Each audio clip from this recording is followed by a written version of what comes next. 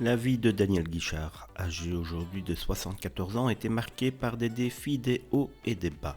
Le célèbre chanteur a traversé des périodes difficiles, notamment en luttant contre une addiction à l'alcool et à la cigarette. Dans une interview accordée à Ici Paris, il a révélé qu'il consommait quotidiennement 3-4 bouteilles de whisky coca et fumait autant de paquets de gitane.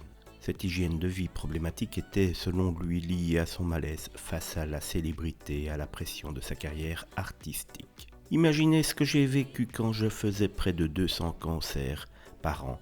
Imaginez quelqu'un dans ce cas de figure qui n'aime pas monter dans une voiture, déteste la route, les mondanités et qui n'est pas toujours très bien entouré. Il y a deux options, soit de vous passer votre temps à vous foutre sur la gueule avec tout le monde, soit vous picoler pour oublier. Apparemment, Daniel Guichard a choisi la deuxième solution. Daniel Guichard a également évoqué, lors de cette interview, sa vie sentimentale assez complexe. Après un divorce avec sa première épouse, Claudine, en 1977, il s'est marié avec Michel, son ancien attaché de presse.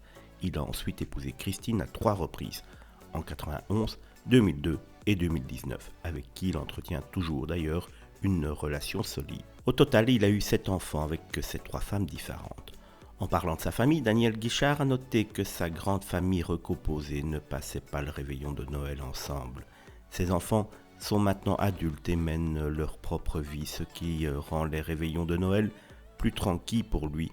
Cette déclaration a surpris l'animateur Vincent Niclot, qui a réagi en plaisantant sur la tranquillité de Daniel Guichard pendant les fêtes de fin d'année. Chez les Guichard, mes enfants sont grands pour la plupart d'entre eux. Ils vivent leur vie pour la plupart d'entre eux. Je passe Noël tranquille. Des confidences donc qui ont surpris l'animateur. Tranquille, a réagi Vincent Niclot. Et son invité de confirmer avec humour, oui, le Père Noël ne vient plus me voir. Des déclarations qui ont moins le mérite d'être très claires.